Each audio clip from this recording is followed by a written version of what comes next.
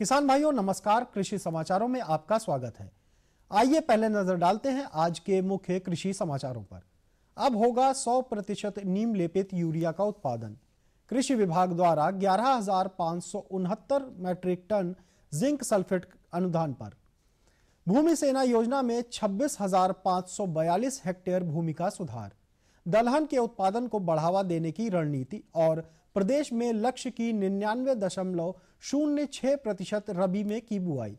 अब समाचार विस्तार से।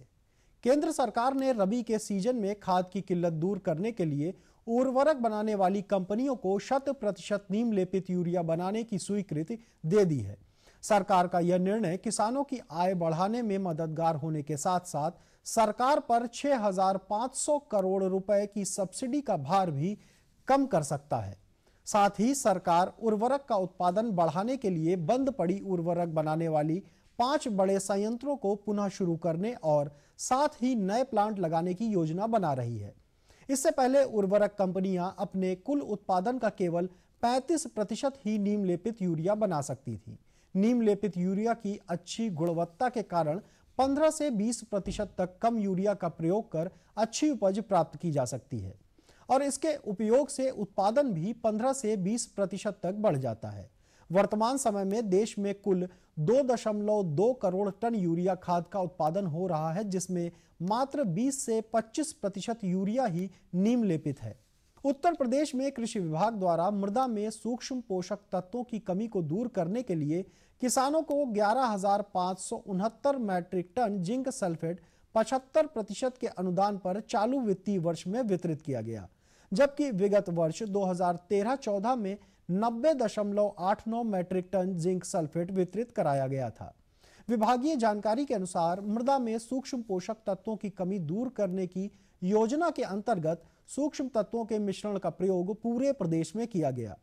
वर्ष 2014-15 में सूक्ष्म पोषक तत्व जिंक, आयरन, कापर, मैग्नीज एवं बोरान 75% अनुदान पर वितरित किए जाएंगे। मृदा में सूक्ष्म तत्वों की कमी दूर करने की योजना में राष्ट्रीय खाद्य सुरक्षा मिशन योजना द्वारा 50% केंद्र सरकार द्वारा तथा 25% का अंश राज्य सरकार द्वारा दिया जा रहा है। उत्तर प्रदेश में कृषि विभाग द्वारा 68 जनपदों में संचालित भूमि सेना योजना के माध्यम से 26,542 हेक्टेयर समस्याग्रस्त भूमि का उपचार किया गया है। इस भूमि उपचार पर सरकार द्वारा 46.43 करोड़ रुपए व्यय किया गया। परियोजना क्षेत्र में ग्राम सभा की भूमि, ऊसर, बंजर, बीहड़ भूमि को उत्पादन योग्य बनाया जाता है। किसानों को भूमि सेना योजना के माध्यम से ऊसर सुधार हेतु जिप्सम एवं हरी खाद के लिए ढैंचा बीज दानों पर 90% का अनुदान देय है, जिसमें जिप्सम पर अधिकतम 13,500 रुपए तथा ढैंचा पर अधिकतम 2,250 रुपए प्रति हेक्टेयर अनुदान देय है। फसलोत्पादन के लिए कृषि निवेश पर 50% अधिकतम 2,500 रुपए प्रति हेक्टेयर अनुदान देय है। बीहड़ एवं बंजर भूमि में कृषि एवं अकृषि क्षेत्र के उपचार के लिए कृषि वानिकी एवं उद्यानीकरण के लिए अधिकतम 10,000 रुपए अनुदान खाई एवं गड्ढों की खुदाई के लिए दिया जाता है, जबकि पौधा बीज की व्यवस्था के लिए 3,000 रुपए का अनुदान मिलता है। राष्ट्रीय कृषि विकास योजना में देश के सभी जनपदों को शामिल कर दलहन के उत्पादन को बढ़ावा देने की रणनीति बनाई गई है। इस योजना का 50% धन अब केवल दलहनी फसलों के विकास पर खर्च किया जाएगा। विश्व स्वास्थ्य संगठन की रिपोर्टों के अनुसार भारत में प्रति व्यक्ति दाल की खपत 80 ग्राम होनी चाहिए, मगर देश में अभी इसकी उपलब्धता मात्र 31 ग्राम प्रति व्यक्ति है। यही कारण है कि हमें प्रति वर्ष 35 से 40 लाख टन दालें विदेशों से आयात करना पड़ता है। आजादी के बाद देश में दालों की पैदावार 1.30 से 1.50 करोड़ टन पर ठहरी हुई है। हरित क्रांति के बाद देश में खाद्यान्नों का उत्पादन तो बढ़ा, मगर दालों के रकबे व पैदावार में विगत 5 दशकों से ठहराव आ गया है। देश का किसान मजबूर होकर केवल असिंचित खेतों में ही दाल की पैदावार लेता है, क्योंकि दलहनी फसलों की पैदावार कम होने के कारण इसकी खेती उसे घाटे का सौदा लगती है। तकनीकी जागरूकता के अभाव के कारण हमारे देश में दलहनी फसलों की पैदावार 6.35 क्विंटल प्रति हेक्टेयर है, जबकि तकनीकी एवं आर्थिक प्रोत्साहन के चलते अमेरिका जैसे देशों में इसका उत्पादन लगभग 3 गुना यानी 19 क्विंटल प्रति हेक्टेयर है। कृषि विभाग उत्तर प्रदेश द्वारा उपलब्ध कराए गए आंकड़ों के अनुसार इस वर्ष गेहूं की बुआई आच्छादन लक्ष्य 99 लाख हेक्टेयर के सापेक्ष 97.64 लाख हेक्टेयर में हुई है, जो आच्छादन लक्ष्य का 98.63% है। और अब किसान भाइयों के लिए कृषि वैज्ञानिकों की सामयिक सलाह। जिन किसान भाइयों ने गेहूं में टॉप ड्रेसिंग अभी तक नहीं की है, वे पर्याप्त नमी की दशा में नाइट्रोजन की शेष मात्रा की टॉप ड्रेसिंग करें। आर्द्रता अधिक होने के कारण गेरुई तथा पत्ती धब्बा रोग की संभावना है, अतः लक्षण दिखाई देने पर नियंत्रण हेतु थायोफिनेट मिथाइल 70% WP की 700 ग्राम अथवा जीरम 80% WP की 2.0 किलोग्राम अथवा मैंकोजेब 75 WP की 2.0 किलोग्राम प्रति हेक्टेयर की दर से लगभग 500 लीटर पानी में घोलकर छिड़काव करें। सरसों के नाशी जीवों के प्राकृतिक शत्रुओं जैसे इंद्रगोप, भृंग, क्राइसोपा, सिरिफेड आदि का फसल वातावरण में संरक्षण करना चाहिए।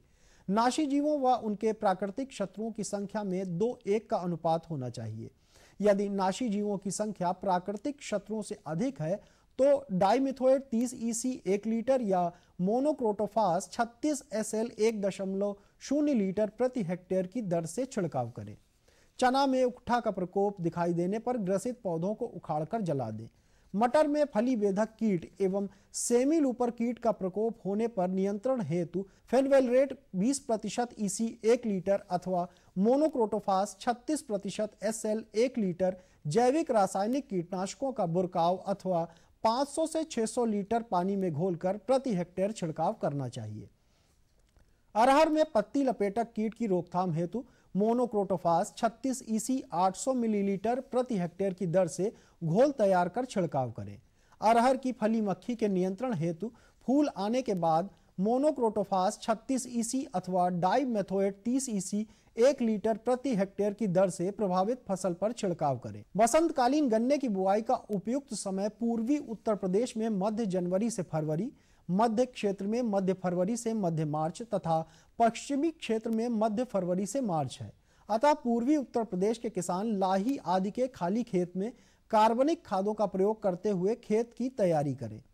टमाटर तथा मिर्च में पछेती झुलसा से बचाव हेतु मैंकोजेब 2.0 ग्राम प्रति लीटर पानी में तथा माहू से बचाव के लिए डाइमेथोएट 1.0 मिलीलीटर प्रति लीटर पानी में घोलकर छिड़काव करें। आम में गुम्मा विकार मालफॉर्मेशन से बचाव के लिए बागों में बौर तोड़ दें। पेड़ पर स्थित जालों एवं गुच्छों को तोड़कर जला दें एवं गहरी जुताई करें। आम में बौर निकलने के समय मिर्च का प्रकोप दिखाई देते ही फेनिट्रोथियान 1.0 मिलीलीटर प्रति लीटर या डाइमेथोएट 1.5 मिलीलीटर प्रति लीटर पानी में घोलकर छिड़काव करें। यह छिड़काव गुजिया कीट नियंत्रण में भी प्रभावी होगा। ठंड से बचाव हेतु पशुओं को संतुलित आहार दें तथा अलसी व सरसों की खली अवश्य दें। और आइए अब एक नजर डालते हैं कृषि उत्पादों के मंडी भाव पर।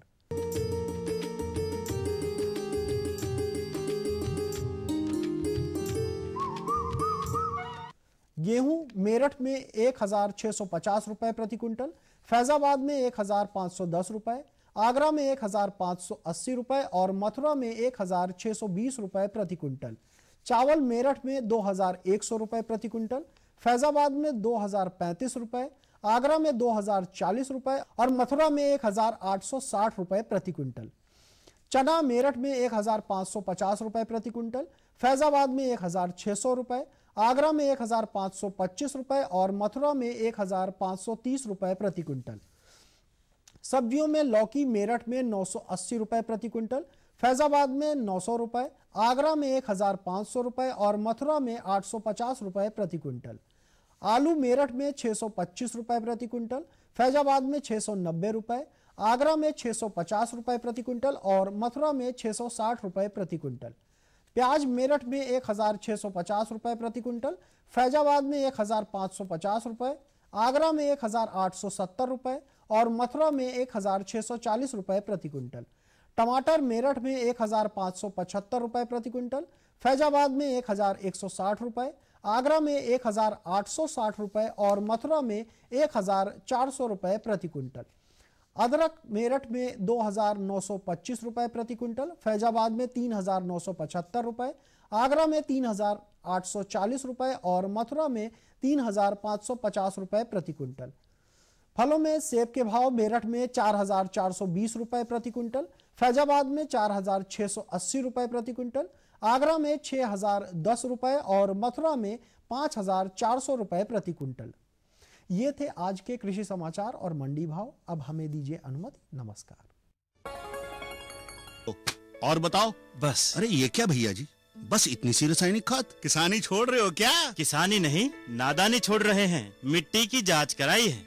अब तो लालाजी जितनी जरूरत है उतने ही उर्वरक खेत में डालेंगे। हाँ, किसान भाई आज ही अपने जिले की नजदीकी भूमि परीक्षण प्रयोगशाला में मिट्टी की जांच जरूर करवाएं और मिट्टी में पोषक तत्व, नमी व पौधे के विकास को देखते हुए केवल जरूरत के अनुसार ही पोषक तत्व डालें। और हाँ, मिट्टी में गंधक, जस्ता, बोरोन जैसे सूक्ष्म पोषक तत्वों का पता लगाना भी न भूलें।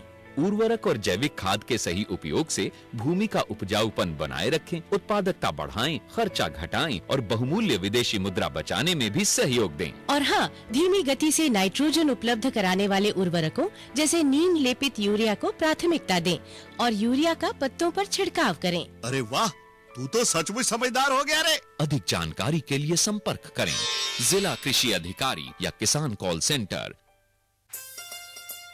अम्मा खाना दे दो ना। सबर कर गोलू, अभी दाल नहीं गली है। तू फिक्र ना कर गोलू की अम्मा, अब की बार अपनी दाल खूब गलेगी। क्या मतलब जी? अब की बार NFSM के तहत दाल की पैदावार को बढ़ाने के तरीकों को दिखाने के लिए देश में 1000 क्षेत्र चुने गए हैं, जिसमें हमारा इलाका भी आ गया है। पर इससे हमें क्या फायदा? हमें 5 एकड़ खेती के लिए खाद और कीटनाशक के अलावा बढ़िया बीजों की एक मिनी किट भी मिलेगी। इतनी दाल का करेंगे क्या जी? अरे भगवान, सरकार ने दलहन का समर्थन मूल्य भी खूब बढ़ा दिया है और इनकी खरीद का भी पूरा इंतजाम कर लिया है। इससे आमदनी बढ़ेगी और फिर हमारा गोलू अच्छे स्कूल में जाकर के कृषि वैज्ञानिक बनेगा। हाँ शामू भैया, सरकार कह रही है पूर्वी भारत में भी दूसरी हरित क्रांति आएगी। अरे ये तो पंजाब और हरियाणा में हुआ था, यहाँ तो अनाज की पैदावार अब भी कम है। सरकार की बातों में कुछ तो दम होगा। आखिर यहाँ बारिश 3 गुना होती है। चलो वैज्ञानिक का नंबर मिलाते हैं। अरे वाह, आ गए। नमस्ते सरपंच जी। हाँ भाई, उपजाऊ जमीन की कीमत को पहचानो। जरूरत है सिर्फ सही किस्म और तकनीक अपनाने की। पूर्वी भारत में सरकार कम गहरे नलकूप और बोरवेल के निर्माण के लिए सहायता दे रही है। लेकिन सरकार से और मिलेगा क्या? भरपूर मदद, जमीन की तैयारी से लेकर फसल की कटाई तक तकनीकी सलाह। 1000 हेक्टेयर के सैकड़ों क्षेत्रों में चावल और गेहूं के खास प्रदर्शन भी चल रहे हैं। अरे वाह, फिर तो हमारे खेत भी लहला उठेंगे। क्या ये सपना सच होगा? हाँ जरूर, पूर्वी भारत अब हरित क्रांति का अग्रदूत होगा। आओ हम सब मिलकर कदम बढ़ाएं।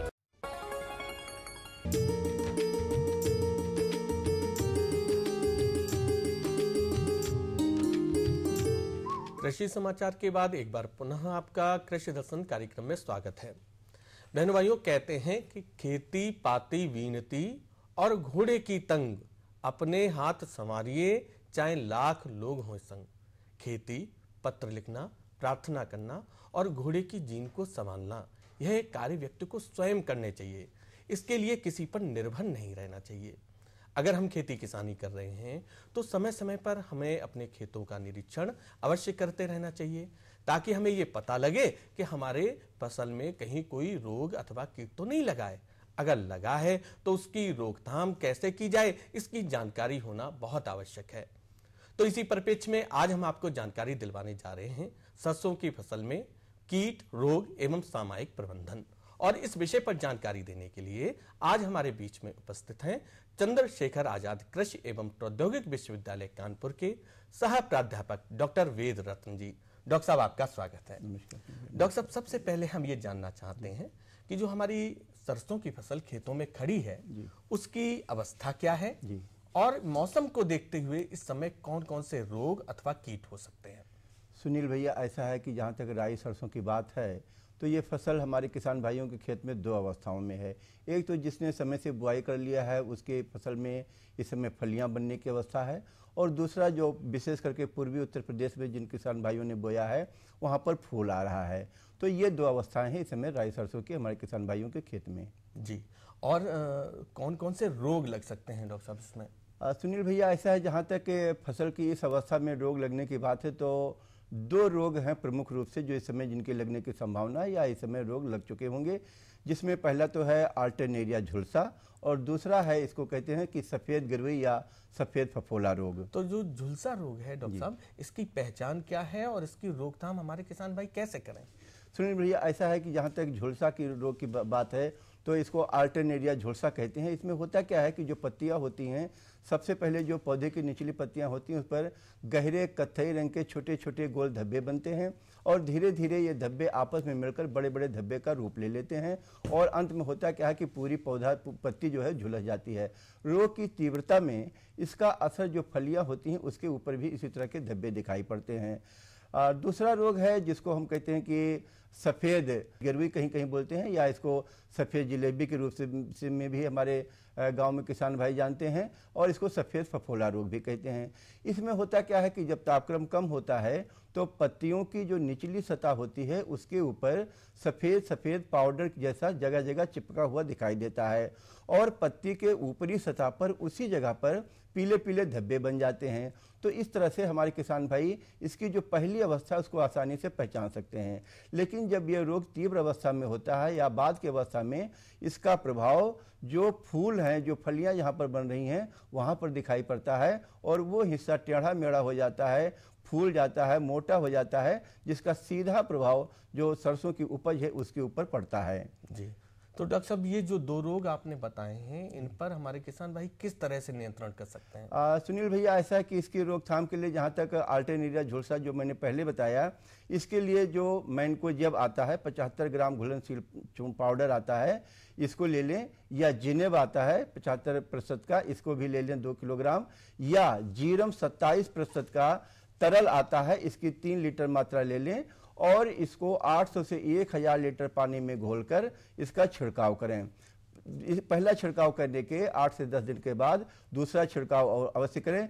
विशेष करके जो हमने दूसरा रोग बताया है सफ़ेद फफोला रोग, इस रोग की अगर खेत में दिखाई पड़ता है तो इसके लिए हमें किसी सर्वांगी फफूंदनाशी जैसे कार्बेंडाजिम है 1 किलोग्राम मात्रा लेकर के 800 से 1000 लीटर पानी में घोल करके और इसका छिड़काव करें और 8 से 10 दिन के अंतराल पर अगर इसका दोबारा छिड़काव करें तो ये दोनों रोग इस प्रकार से हमारे किसान भाई जो फसल में लग रहे हैं उसकी रोकथाम कर सकते हैं।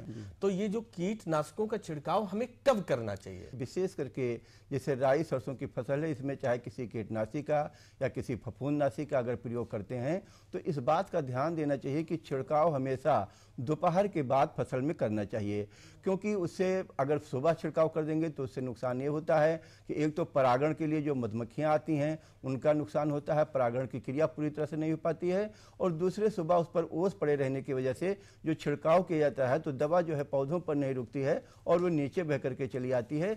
इसीलिए जो छिड़काव का काम है हमेशा उसको जो है दोपहर के बाद करना चाहिए, और जो भुरकाव का काम है, अगर डस्ट है, धूल है, उसका हम छिड़काव करते हैं तो इसको हमेशा प्रातः काल करना चाहिए, जिससे भुरकाव प्रातः काल करें और छिड़काव दोपहर के बाद करना चाहिए। जी डॉक्टर साहब, ये तो बात हुई रोगों की। जी अब इस समय अगर मौसम को देखें, इस बार कुछ परिवर्तन भी हुआ, बारिश भी हुई, किस तरह के कीट हमारे फसलों में लग सकते हैं? सुनील भैया, बिल्कुल सही आपने कहा कि अभी आपने देखा कि पिछले 2-3 दिन पहले बदली छाई रही है और अब मौसम खुल गया है, धूप निकल आई है। तो ऐसी अवस्था में हमारी जो राई सरसों की फसल है इसमें 2-3 तरह के कीट हैं जिनका प्रकोप हो सकता है और उनसे फसल को बचाना बहुत आवश्यक है। पहला तो इसमें एक है कि जिसको हम कहते हैं आरा मक्खी। ये आरा मक्खी फसल में जब लगती है तो पत्तियों के ऊपर जो है उसमें अनियमित आकार के छेद बना देती है, उसमें बड़े बड़े छेद बन जाते हैं और पहचान इसकी यह है कि इसके जो छेद होते हैं वो किनारे की तरफ जैसे पत्तियां झुलस जाती हैं इस तरह का दिखाई देता है। ये काले रंग की मक्खी होती है। तो इसकी रोकथाम के लिए क्या करना चाहिए कि इसमें मैलाथियान धूल आती है 5% की, इसको लेकर के अगर 20 से 25 किलोग्राम धूल प्रति हेक्टेयर की दर से खेत में इसका भुरकाव कर दें तो इसकी रोकथाम कर सकते हैं। अगर मैलाथियान धूल नहीं मिलती है तो उसकी जगह पर डाईमेथोएट कीटनाशी है, इसकी 1 लीटर मात्रा लेकर के और प्रति हेक्टेयर की दर से अगर 800 से 1000 लीटर पानी में घोलकर छिड़काव करें तो इस आरा मक्खी से अपनी फसल को बचा सकते हैं। सुनील भैया, दूसरा जो इसमें कीट लगने की समय बहुत प्रबल संभावना है, मौसम बिल्कुल उसके अनुकूल बन गया क्योंकि तापक्रम धीरे धीरे अब बढ़ रहा है वो है सरसों का माहू। ये माहू जो है गहरे भूरे रंग के या मटमैले रंग का बहुत ही मुलायम कीड़ा होता है, और इस समय ये जो सरसों का जो फूल है उसके ऊपर ये काले काले जो है चिपके हुए दिखाई देंगे। ये जो है इसकी रोकथाम करना बहुत आवश्यक है, अन्यथा होता क्या है कि ये फलियों से फलों का रस चूस लेता है और उसका सीधा प्रतिकूल प्रभाव उपज पर पड़ता है। तो इसकी रोकथाम के लिए हमारे किसान भाई क्या करें कि पहले तो कि जैसे अगर उसमें सरसों में कहीं कहीं जहाँ जो फूल है उस पर ये लगता है तो उसको वहाँ से तोड़ करके उसको नष्ट कर सकते हैं। अगर ये जो कीड़ा है ये माहू अगर फलों में फैल रहा है तो इसके लिए किसी भी कीटनाशी का जैसे डाइमेथोएट की 1 लीटर मात्रा या मोनोक्रोटोफास है इसकी 1 लीटर मात्रा ले लें।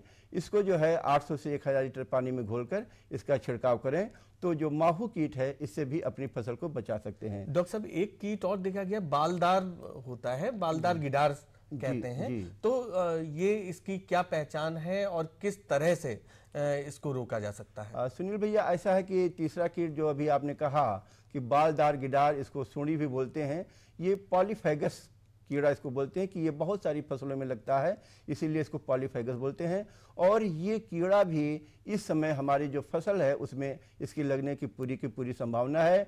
इसकी 2 अवस्थाएं होती हैं। एक तो होता है कि जब इसका गिडार होता है तो वो पत्तियों में जगह जगह झुंड के रूप में चिपका हुआ दिखाई देगा।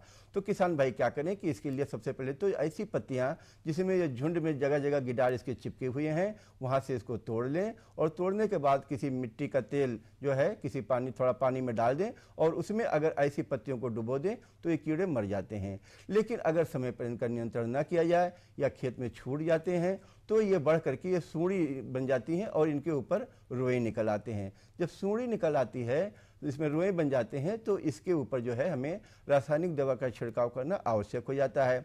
अब इसके लिए हम जैसे अभी बता रहे थे, चाहे उसमें मोनोक्रोटोफास ले लें 1 लीटर उसकी दवा की मात्रा ले लें, या डाइमेथोएट ले लें, या मिथाइल ओडेमेटान, इसमें से कोई भी दवा ले लें। 750 मिलीलीटर से लेकर 1 लीटर मात्रा दवा को 800 से 1000 लीटर पानी में घोल करके इसका छिड़काव करें। और ये ध्यान देने की बात है कि इसका दूसरा छिड़काव 10 से 12 दिन के अंतराल पर करना आवश्यक होता है। और इस तरह से अगर किसान भाई अपने राई सरसों के खेत में इन 3 कीड़े जो हैं इनका प्रबंधन करें, इनकी रोकथाम करें, तो निश्चित रूप से उनकी जो पैदावार है वो अच्छी होगी और उनको उसका पूरा लाभ मिलेगा। डॉक्टर साहब आपने इतनी उपयोगी जानकारी हमारे बहन भाइयों को दी, इसके लिए आपको बहुत बहुत धन्यवाद।